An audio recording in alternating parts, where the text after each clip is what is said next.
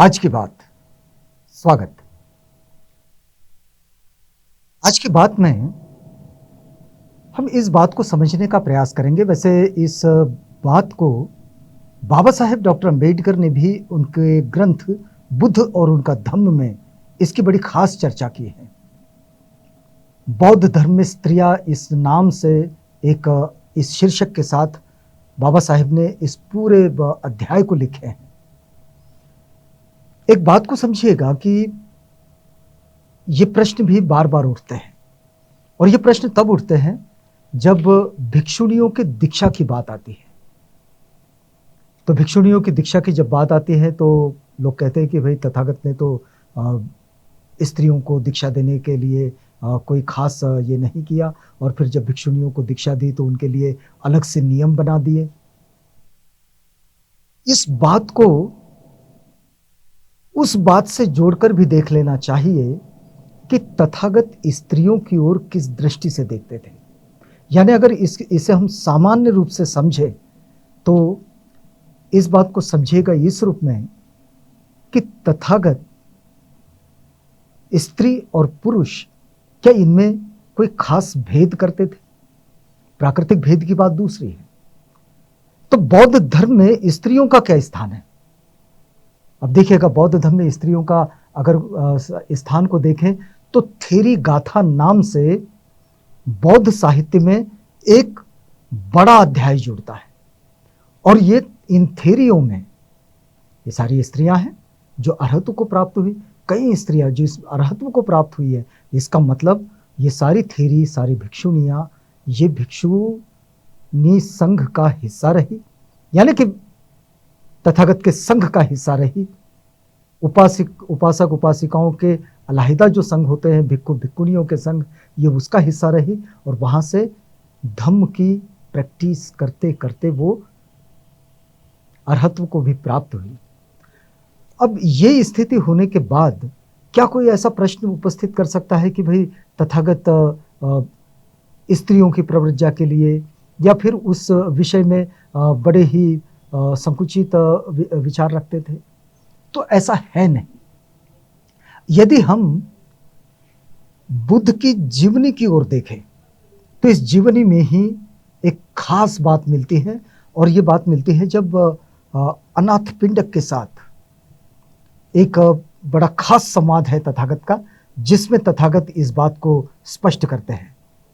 अब आप देखिएगा, अगर इस प्रश्न को हम देखें कि बुद्ध धर्म में स्त्रियों का कैसा स्थान है, तो इस प्रश्न को सामाजिक तो नहीं कहा जा सकता, इस प्रश्न को धार्मिक भी नहीं कहा जा सकता। वास्तव में ये प्रश्न इस वक्त में अगर इसको देखा जाए तो ये आर्थिक प्रश्न के रूप में खड़ा होता है। मतलब स्त्रियों के समानता की जब बात आती है या फिर स्त्री पुरुष समानता की बात आती है तो ये संपत्ति के अधिकार से जुड़ जाती है, और जब वहां जुड़ जाती है तो ये प्रश्न आर्थिक बनता है, न कि ये धार्मिक और सामाजिक प्रश्न बनता है। क्योंकि धार्मिक प्रश्न अगर इसे कहा जाए तो स्त्रियां थेरी गाथा में जीवन के उच्चतम शिखर तक पहुंचती हुई दिखती है। आज भी हम लोग अगर देखें तो बुद्ध विहारों में स्त्रियों की संख्या ज्यादा है पुरुषों की संख्या की अपेक्षा। तो ऐसी स्थिति में इस बात को उतना ज्यादा महत्व नहीं दिया जा सकता कि ये धार्मिक प्रश्न है। ये प्रश्न मूलतः दूसरा है।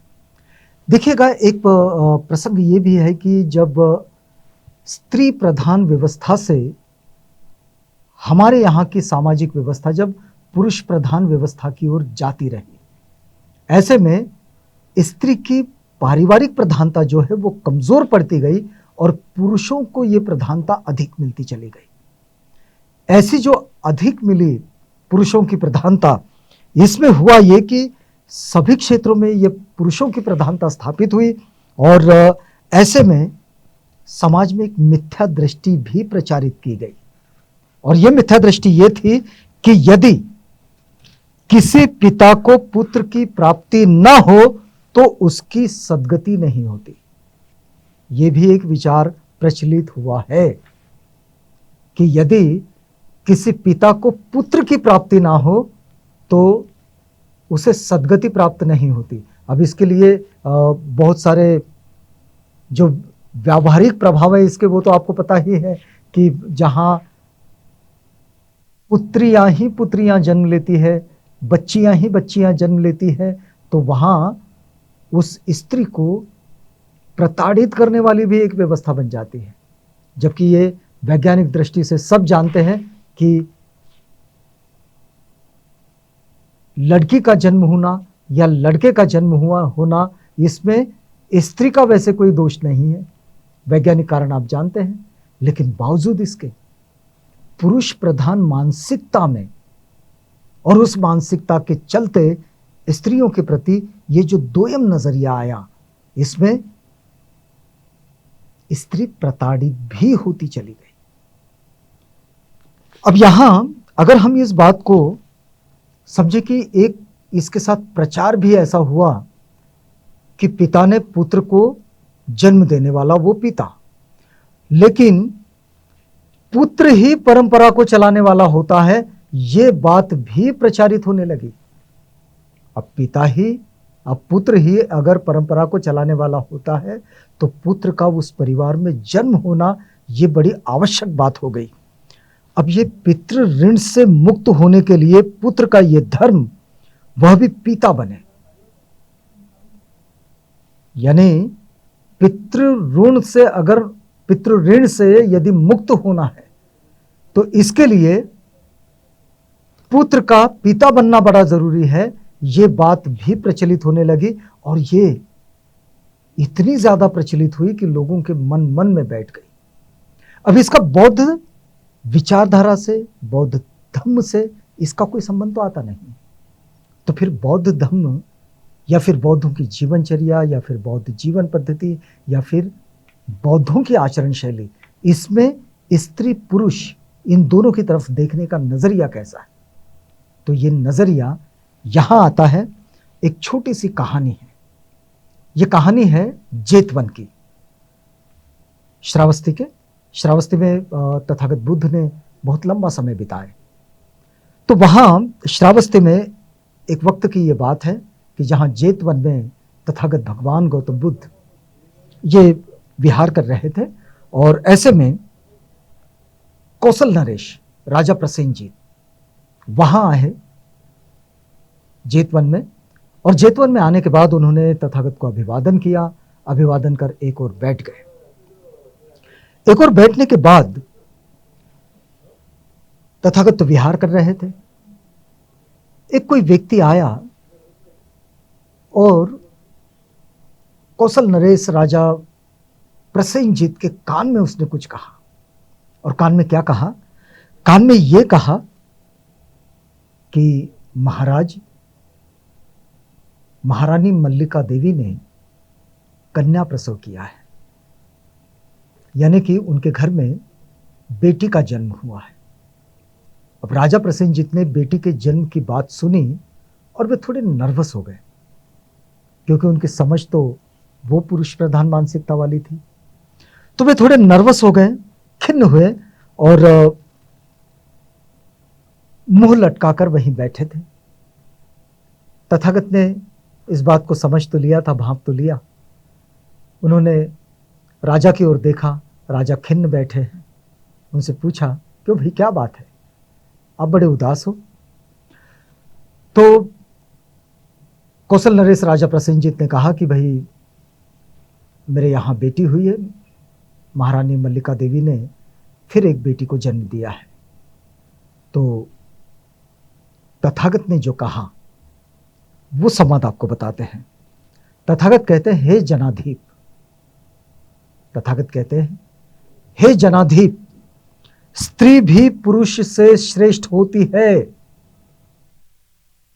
हे जनाधिप, स्त्री भी पुरुष से श्रेष्ठ होती है। वह मेधाविनी होती है। आज भी देखिएगा, जितने बोर्ड के रिजल्ट आते हैं, जितनी परीक्षाएं होती है, प्रतियोगिता परीक्षाएं, लड़कियां अव्वल आ रही। अवसर की बात है ये। अगर अवसर मिले, मौका मिले, व्यवस्था बने, तो निश्चित रूप से लड़कियां अपने कौशल को दिखाती है। और आज सारे बोर्ड के एग्जाम में देखिएगा, सारी प्रतियोगिता परीक्षा में देखिएगा, वो एक मेधावी छात्रा के रूप में हम सबके सामने है। तो तथागत जो कहते हैं राजा प्रसेनजीत से कि हे जनाधिप, वो मेधाविनी होती है, वह शीलवती होती है, वह पतिव्रता भी होती है। ऐसा नहीं कि वो कैसे भी जीती है। और उससे देखिएगा तथागत क्या कह रहे हैं, हे जनाधिप, प्रसेनजीत से कह रहे हैं, राजा प्रसेनजीत से कौशल नरेश कहते हैं कि उससे जो पुरुष उत्पन्न होता है वह शूर और दिशाओं का पति। दिशाओं का पति का मतलब हुआ छत्रपति। छत्रपति ये नाम सबको पता है, दिशाओं का पति होता है। वैसी सौभाग्यवती का पुत्र राज्य पर शासन करता है। ये जो पुत्र जिसको हम शासन करता हुआ देखते हैं राजा के रूप में, ये आता तो है उसी से। तो पुत्री ये कनिष्ठ नहीं होती, पुत्री ये श्रेष्ठ होती है और कुल श्रेष्ठ भी होती है। फिर वे कहते हैं कि हे जनाधिप, ये जो महापुरुष हम देखते हैं, ये महापुरुषों को महापुरुष बनाने वाली उनकी जननियां होती है, उनको जो जन्म देती है वो ही उनको महापुरुष बनाने वाली होती है। और इस दृष्टि से तथागत स्त्री और पुरुष इन दोनों में कोई भेद नहीं करते, कोई फर्क नहीं करते।